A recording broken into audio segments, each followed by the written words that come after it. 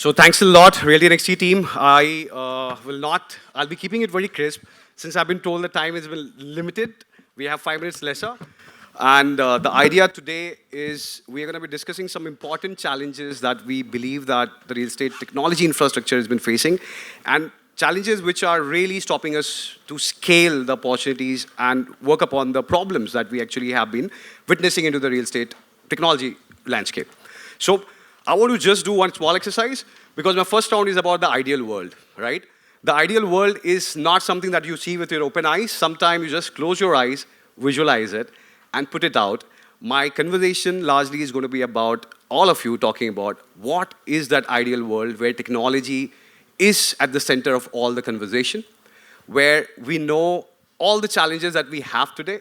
Outside, we were just talking about that how Mitsubishi and Japan, every other country has been taking care of and leveraging technology in a certain manner, but India is far behind. To an extent, we discussed that it's going to take 50 years for India to really go there. Chaitanya said, no, it is not going to take 50 years. So that's a debate. And Chaitanya, I'll start with you to begin with, right? You have been consulting many real estate players. Wherever that I go, I hear your name, right? So I'm going to ask you, what's your ideal world? Which makes your job simpler? As a consultant, while you're talking to the real estate developer, what's the ideal world that you are bouncing to them and you want to see that happen? I think when we talk about the ideal world for developers, right, and how technology can kind of address that, my first belief is, what's the purpose? I think that should be the starting point. And today, when we are looking at technology or digital unlocking the potential, it covers the entire value chain. Be it business development, is there a magical wand which can help me understand what's the best fit product on this? Should be residential or commercial, what size, what typology, and so on and so forth. Are there tools available? The answer is yes. How do I look at my entire delivery velocity? Can I deliver projects within time, within budget? Can I accelerate that? Of course. Are there solutions possible? Answer is again yes. I'm scaling 2 times, 3 times. I think in the last 3 years, I would not have met a single developer who has not scaled multifold. Yeah. I'm selling. But can I manage my customer experiences? We did talk about, right? There are developers wherein the entire mandate leadership is to drive CSAT or NPS score. Can technology answer that? Answer is again yes to that. Are there mechanisms by which I can unlock new revenue models, business models? I think Vishesh also talked about it. Again, answer is yes to that. So when you talk about the ideal world from a technology perspective, it actually encompasses the entire value chain, and it can genuinely make a business impact. I think the gap in the ideal world and the real world is the mindset or the belief whether digital is the part of the boardroom or it's more tactical in the nature. So I think that's where I would leave it. Yeah. Pretty neat. And Rajat, I'm going to come to you. Apart from an ideal world where your company grows from 6,000 crore top line to 12,000, what is the other part that you love to address in the ideal world of yours where technology is leveraged? I think, to be honest, my ideal world is going to be where I can be sitting and relaxing in a beach and everything happens in office, which that seldom happens. Frankly speaking, I think for me, press of a button life is still not there. It's something that I would wish for. We're very far away from there. Connecting all the 18 odd departments that are working with us on a daily basis on a single platform and knowing about their progress on a daily basis is something ideal world which I would envisage in the near future. I think departments like sales, marketing, CRM are still there where you can get it on a press of a button. But frankly speaking, the rest 15 odd departments are there. We're still very far off. And I was speaking and we were discussing that how we get the entire ecosystem on a platform where everyone is integrated, right? The HR integrated to my construction arm, the construction arm integrated to my design arm. And how do we get that console right where everything is moving at that speed? Is where I would think. And I think that is where it's going to be a win-win for us and the customers both. Superb. Rajesh, what about you? Yeah, I think everything that revolves around in this brick and mortar industry, except for those physical buildings, will be disrupted. Whether it is a sales process, whether it's a customer process, whether it's project tracking and various other things, right? It's not that we are not seeing those narratives currently in the industry in India. And I bring in perspectives basis my work that I've done both in India as well as in Saudi Arabia, where I had the good opportunity to work with the NEOM folks for over about 2 years. Before joining PwC, I was with the Mahindra Group. We were the first ones to bring in the metaverse apartment buying experience in India. And then we completely redefined that selling process. And that kind of become a benchmark. And if you look at some of the large-scale projects that are getting executed, either in India or outside India, and if you look at the adoption of technology, for example, we've been in conversations with some of the developers who would like to use something like a drone technology to track the progress of the construction project. It needn't be just confined to an Excel number or to a PowerPoint presentation, where it's not very, very intuitive in nature, where you could do a simple aerial footage and then lay down in a visualized manner, whether it's period after period, quarter after quarter, and you can get a very good, insightful analysis of that particular progress. We've been in conversations with some of the developers in India itself, where they're looking at not only from an immersive technology perspective, but also how do they integrate Gen AI in their customer experiences. Today, there are many, many black spaces, right? In terms of, if I want to engage about my particular project, we still service the customer in an old-fashioned call either your relationship manager or call the IVR and then wait eternally or be at the mercy of that particular relationship manager. So some of those processes people are looking at disrupting, and they're pretty open, not only outside India, but also within India. Super, very well said. Hitesh, I'm going to come to you. With Magicbricks, the ideal world, with the new, spree that you guys are on, with regards to opening up multiple ancillaries now towards just being the search portal, to now offering left and right, value proposition, backward and forward integration. Take us there. What is the ideal world there for the customer who is engaging with Magicbricks in 2 years, 3 years down the line? Okay. So if you look at developers, a lot of things that comes in the value chain start from the identification of customer requirements. So whether the customer requirement or need is understood or not. So that's why I have seen one of the demo also, which is the CRM one. Yeah. Okay. So the CRM comes in, which gives a complete holistic view. From Magicbricks point of view, as of now, till last year, we are the discovery platform. But now we are working in B2C, B2B, all different kind of ancillary, getting into VR, CRM part, everything. But one thing which I definitely touch upon, in the ideal world, we all miss what is external to the developers. So a lot of things we have seen the last 4 or 5 years is from the government intervention. RERA come, GST come, all that. Which, although it's good from an end consumer point of view, but sometimes launching it without proper kind of industry meet or taking inputs from developers is some way, it's a kind of a roadblock. Like RERA, all states have a different RERA interpretation. So if one case is developer is doing getting success in one state and they have a different state, there could be a different interpretation. So one, definitely in ideal world, there has to be a consensus of all laws that comes in, which is not touched upon, which is I see as a one deterrent to growth. So are you complaining that the developers are not very much, they're coming up front and talking about the challenges that they are facing, or are they hiding things? No. So I have just one developer representation on my panel. I'm going to come to you because of after the answer that he gives. So what I think is government is not listening, or we are not lobbying much for the pain points. Okay. So that's what we feel. Great. He actually dodged the question very smartly, but I'm going to come back to you. So the next round that I wanted to have is the debate that we have between West versus East and what is going on, what we can learn from the outside countries, right? I want you to pick one thing that really impressed you into an outside country. It is not to do with just infrastructure, because we all know we are way behind. I'm talking largely from a point of view from adoption use case or implementation use case on the technology side in the real estate in India. Have you observed anything outside which is something which is a must, which should come to India? One, I can start with MLS. He will resonate with very easily that MLS is something that we do not have, which US definitely has. Is there anything else that technology can help us and we can learn from the West? I'll start with you. So I think while I would say India in the last 3 years has actually moved very fast, there are two things I would want to mention. One is there are probably top 20 developers who would have scaled that faster, and then a lot of other developers who are still trying to walk that step. That's the point number one.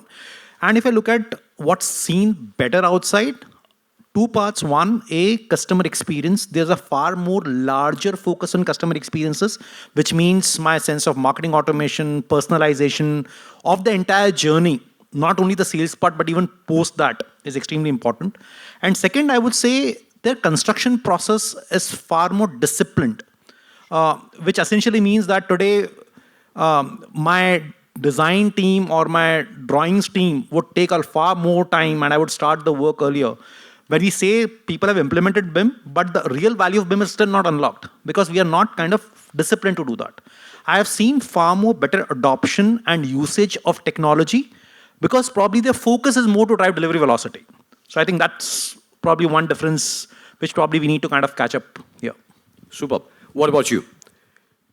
So for me, I think we were discussing this. I think we were recently on a trip to Japan, and we're trying to understand how one of the largest players in Japan, they're doing their work on the construction side of things.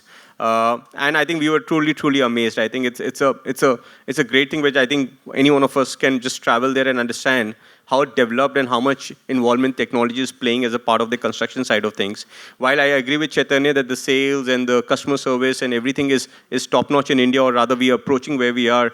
But frankly speaking, on the construction side of things, which is the backend operations, how they are very well integrated with all the stakeholders, be it the design team, the vendor management team, the operations team. It's mind-blowing. I was just giving an example. I was talking to Chaitanya over coffee outside, is that even a single day delay as per the timeline schedule, which is outlined at the time of signing the contract, is gone. It goes to the highest of topmost authority. And the reason for that delay and also a solution for that delay, how to overcome that, is also coming on a console, which is given it to them. So that's the kind of advancement that is there in these countries like Japan, because there, I think even a week's delay impacts, and the fines are so heavy that I think every day matters to them. So I think that was something which is truly, and obviously we feel that as we're talking, coming back to the first question that you had, as the ideal world where things are happening as per the schedule.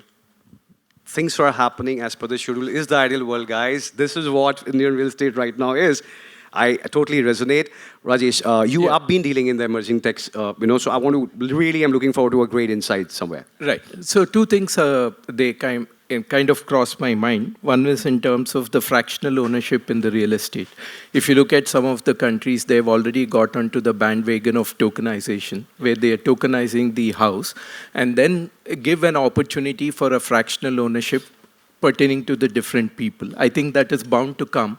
The way the incumbent government is going with regards to their policy on tokenization, and some of the information that I'm privy to from a National Payments Corporation of India, tokenization is going to come in a big way.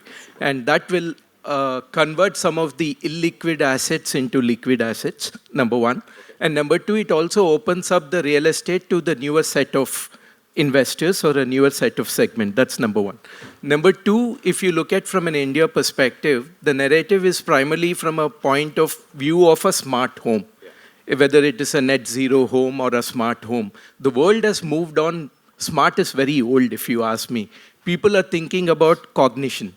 So how do you bring cognitive aspects into the real estate or cognitive aspects into the home from a thinking urban space perspective, or an automation which is intuitive in nature? So those are the things that are emerging as the good trends in the international market, and maybe we will learn one or two things from those aspects.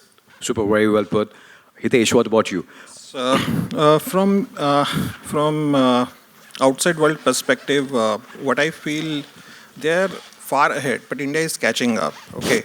So, be it's a drone technology or robotic process automations or your 3D modeling, everything, or the green building, everything is, you can see each developer is following the same protocols. Everyone is doing that. What we see here is someone is working on green project, but they're not doing 3D printing, everything, because the cost is high. And the outside world definitely look for automation first, where we still look at a labor-intensive kind of a job one. So that's one difference between. Other thing is the allied services along to make transactions smoother. Most countries are moving towards a blockchain technology of a smart contracts. Even though India is also moving, we got one query from UP government to work on with them, Magicbricks to work with the UP government to make smart contracts more easily accessible. Hyderabad is doing, Dubai is also completed that project.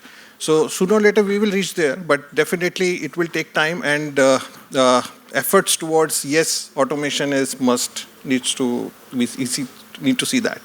Superb. So I was expecting you to put some addressal around how the US has a Zillow operating in a certain manner where they're actually clocking $1 billion, like $3-4 billion in revenue, or eXp Reality where they're leveraging the agent model in a much better manner. Why these things have not come to India is one question I'm going to leave you with. I'm not going to put you on the spot. I'm actually going to come to both of you, Chaitanya and Rajesh, to begin with. I'll be coming with back to you with this question, so I would really expect a great answer.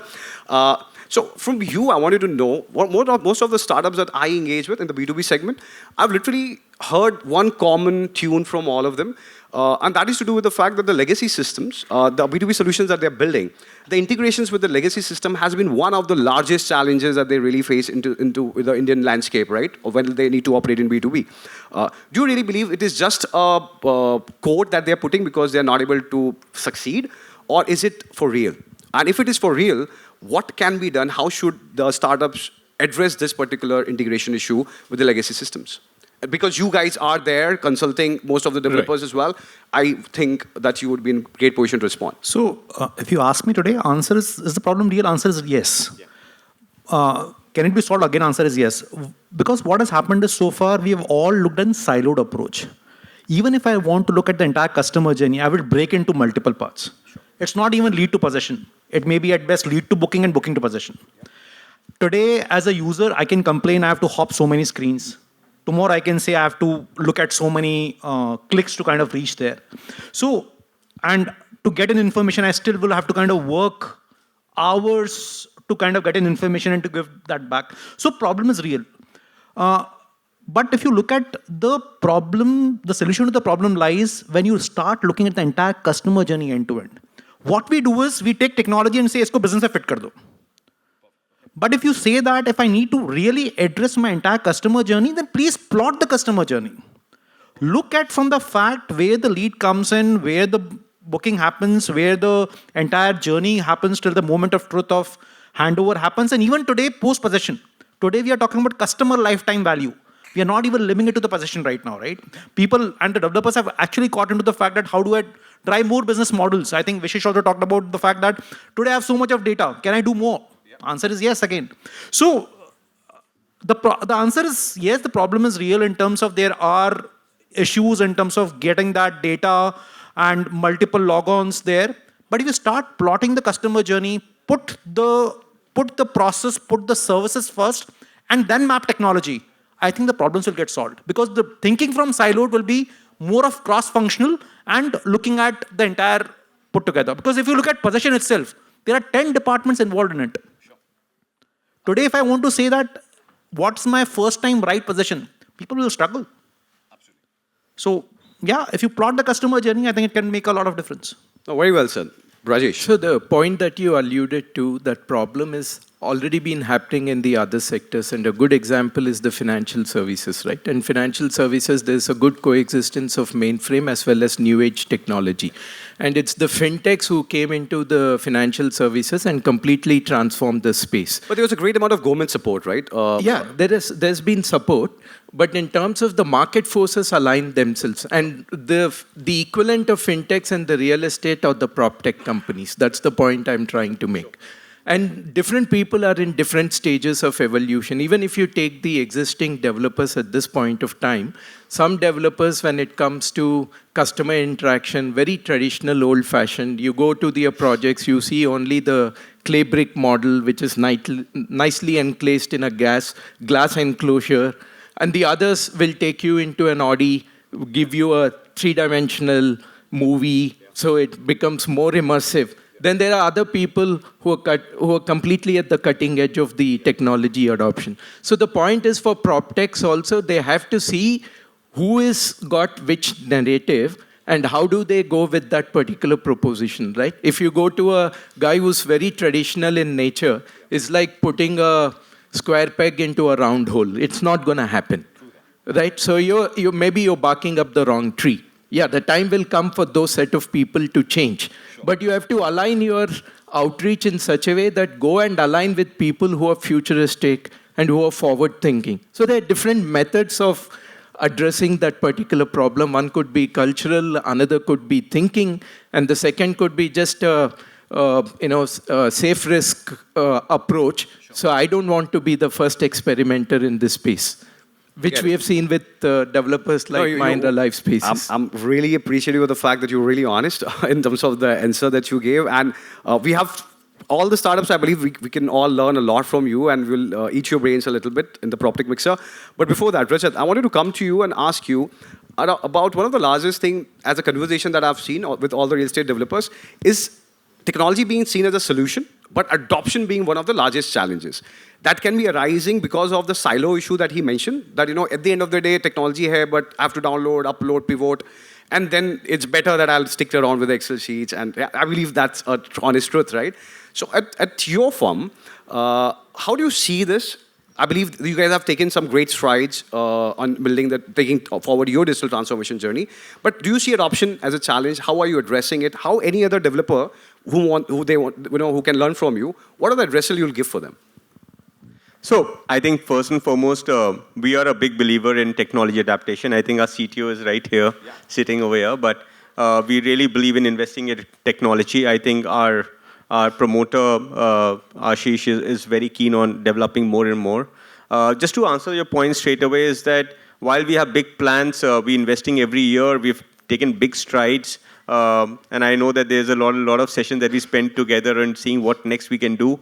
Yes, adaptation is a kind of a problem, and especially at the ground, at the last mile level. And that is primarily because of the fact that percolation of information and how to manage that and how to do that information is a challenge. And I take it in two ways.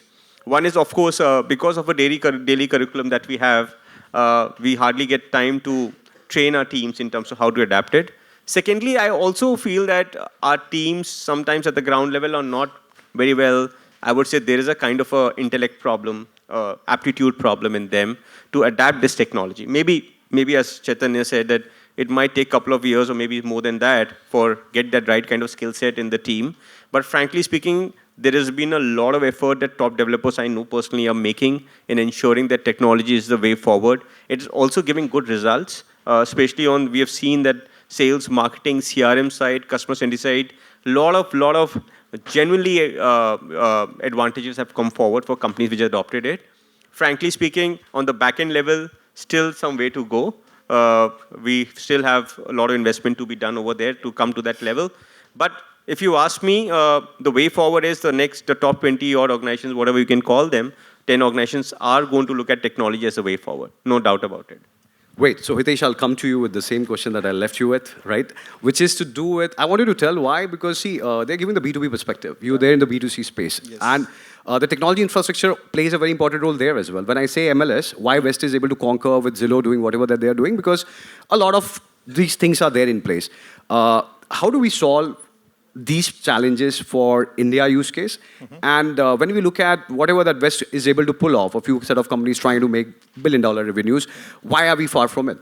So the main reason which I can see is the organized market. So there are a lot of rules and regulation which control, govern their broker part, which is missing in. Even though RERA started with some kind of a rules and regulation for broker registration also, but that's more for a primary and certain of, and the majority of a broker now outside that purview.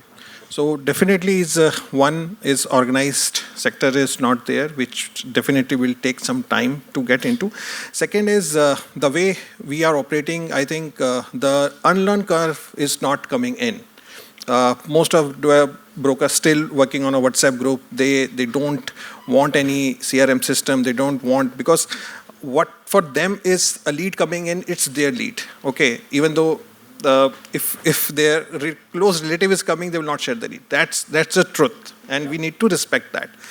But if you look at outside world, definitely all these governed by different statutory principles, how the leads is coming in and LMS system allocated. So that's, I think, is the main unknown curve to getting into learning new technology is missing here. I believe the likes of Squares, Magicbricks, everybody should get together, look at solving this problem together. Since we have Vivek as well with us. Okay, so since I see there are only 9 minutes odd that we have, I wanted to come to a most important narrative. There are a lot of PropTech startups who are here. They're building things, amazing solutions. They do not know if it's getting the product market fit. Do they need to pivot? So my addressal in this round is largely about each one of you. If you can pick up one minimum or two spaces, or based on your interaction with the market, with the fraternity, spaces where you believe there's still a green shoot available, where the PropTech startups can focus and build something. You have met a lot of startups today, 12 startups presented today. But is there any space where you saw that, hey, this is a place where nobody's working, it's a pure blue ocean? What will be that minimum one blue ocean spot, or maybe two? So this time I'll start with you. Yeah, from my perspective, there are opportunities both in front of the house as well as the back of the house. When I say front of the house, it is at the junction of the interface with the customer and the business, where you can bring in aspects like generative AI. A lot is happening in that particular space. At the back of the house is in terms of, I've been in discussions with the CXOs in this space where they basically say, when the chairman calls for a meeting and then when he asks for insights, the insights vary depending on the meeting, right? So there's no consistency in terms of an insight, and sometimes the transparency is at cross purpose. The promoter wants the transparency, the chain underneath the promoter does not want to have the transparency. So how do you balance those things out, which also play an important role when it comes to the back of the house processes? So there are green shoots in what seems to be very clunky or not so interesting space from an MIS, from a project progression, from a project reporting perspective. That's what I call it as the back of the house. And front of the house is the cornerstone. Over there is the customer interaction, and how do you redefine that experience for the customer? Absolutely. What about you? So you have to talk it out from a perspective that, if I have to approach Purvankara, I'm a startup, I do not know what to really build. What should I really build? What do you really want? You're asking me to reveal the $1 million idea. You can take Arvind's help as well. No, frankly speaking, on a business side, I'll honestly say if somebody is in Mumbai and setting up a PropTech, I think I saw one of the presentations which was on the SRA side, but I think redevelopment is a big space. I think somebody has to put his minds and heads together in getting the society and the developer and the approval process all in one ecosystem. There's lots and lots of work which is going to be done in Mumbai over a period of time. The numbers are mind-boggling. I mean, talking about 3 lakh, 4 lakh crore kind of a market which is there. Every developer wants to be there. Every developer wants to have a share in that market. So I personally feel that that's a big space to be in. Go and do it. The second thing I would like to say is on the operations side, what I said I learned from Japan. I think I want all the departments to get integrated on a single console. How effectively can somebody do it? It's still a game, which I think somebody is able to kill this. I think there are many, many developers who are ready to take that thing. So I think these are 2 spaces. Superb. Hitesh, I'm going to come to you before Chaitanya this time. What is it that Magicbricks is looking forward to acquire or to build? Yeah. So if you see the Magicbricks journey, we started with a search and discovery platform. Now we want user not to go anywhere. Okay.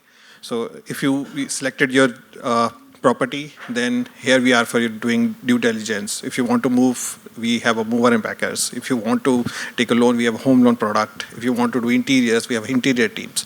So we are just getting into all these services being given by Magicbricks. So we sorted CRM platform. We are working on VR part. So if you ask me what is required, yes, a lot of services are pending. So anything in interior space, anything on legal due diligence, anything on smart contracts, anything on valuation.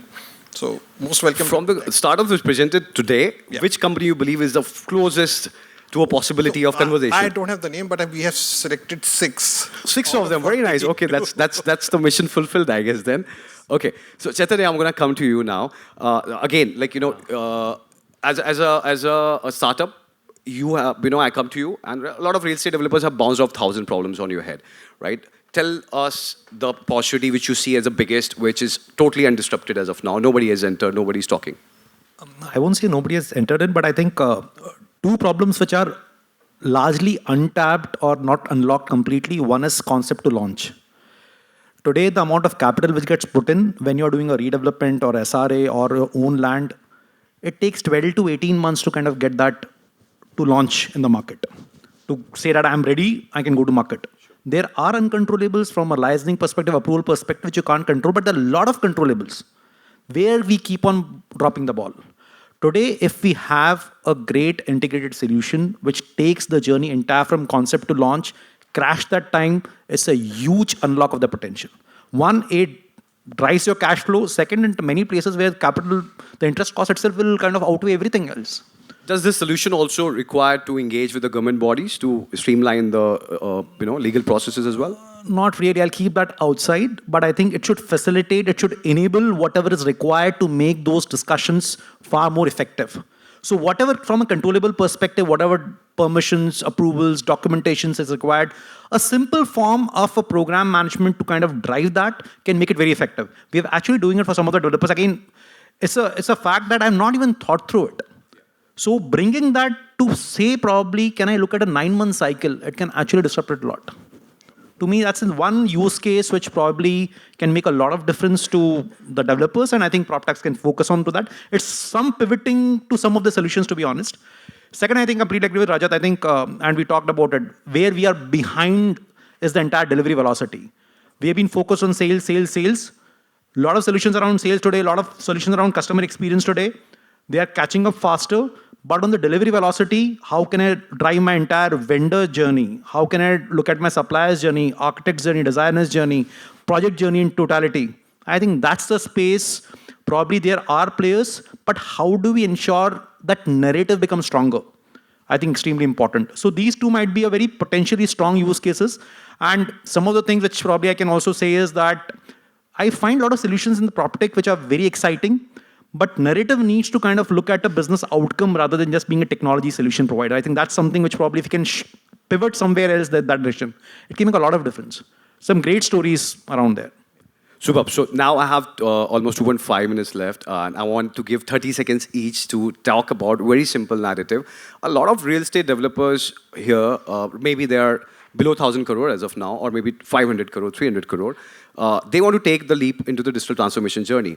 Where should they start from, right? So you three are going to be answering this, and I have a very different question for you before we end the session today. And this one, I'll actually start from you again on this one. Where should I start from as a developer? Do I need this? Why do I need this if I have to?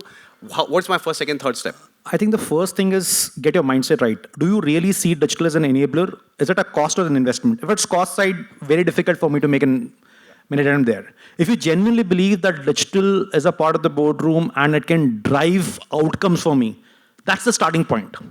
And then we need to really look at what's the purpose I talked about, and then look at how my digital applications and the solutions which are there can make sense to it. So one, get your mindset in the place that digital can make a difference. Second, define the purpose. Is it customer experience, delivery velocity, sales acceleration, and so on and so forth. Third, I would say, define what you want as an experience or a journey or a process. Listen to your stakeholders, be it channel partners, be it your customers, vendors, suppliers, employees. That would be the third step. And then fourth would be look at the ecosystem which is available. There are a lot of tools, solution kits, partners, and take that as an entire ecosystem and then do that.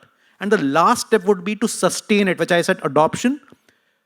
Do not believe that if you have gone live with something, wo ho jayega. Matlab, we believe that we have seen like SAP and Salesforce also, which have been there. Wo hota hai, uske baad the value doesn't get unlocked. How do you kind of nurture that, train, change management mindset? Extremely important. So we actually follow that to look at, if I am as a young real estate developer who wants to adopt it, get your purpose, get your mindset defined, look at a digital roadmap, and take it from there. Absolutely fabulous. So what about you? Now you've taken the journey, you've taken the plunge.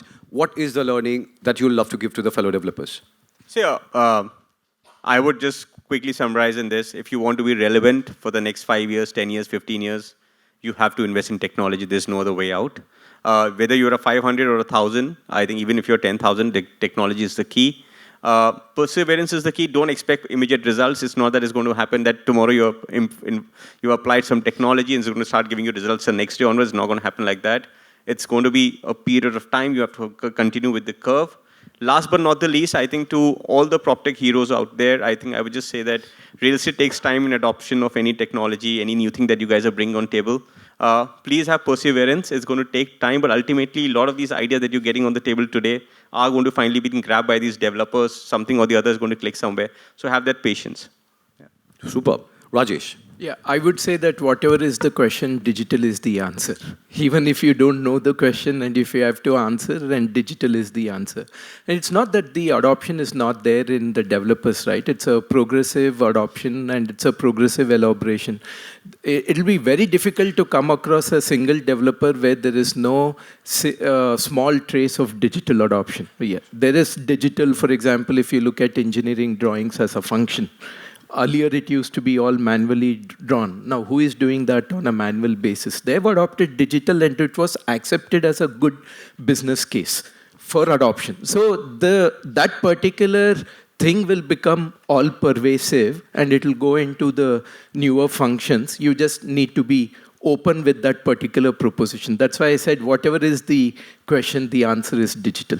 Absolutely, superb. So Hitesh, I have a small twist to this question to end our conversation. At Magicbricks, you guys were the first set of people who actually taught people, how to find digital leads, how to market digitally, right? That is something that nobody can take away from you guys. But now with the new backward-forward integration, what's your new pitch to the developers? Listing is not the solution only. So that's the important thing. You need to invest on the new age technology, be it CRM, VR. So when you look at the portal, it's always look at a listing portal. So you need to understand listing is important, but definitely the new age technology, be it CRM, VR, drone, all these are important. So your marketing budget should have all sets covered. Not only the listing or visibility part, but definitely all this new technology. And you guys are there to provide it all. We have all solutions. Done. So that's pretty much it from our side, guys. Thanks a lot. We have ran out of time. Thanks a lot for being such a wonderful jury. And you guys were really, really sharp. I appreciate it. And I believe we did a fair job in finishing it in time. So thanks a lot. And thanks a lot, RealtyNXT team, for giving us the opportunity.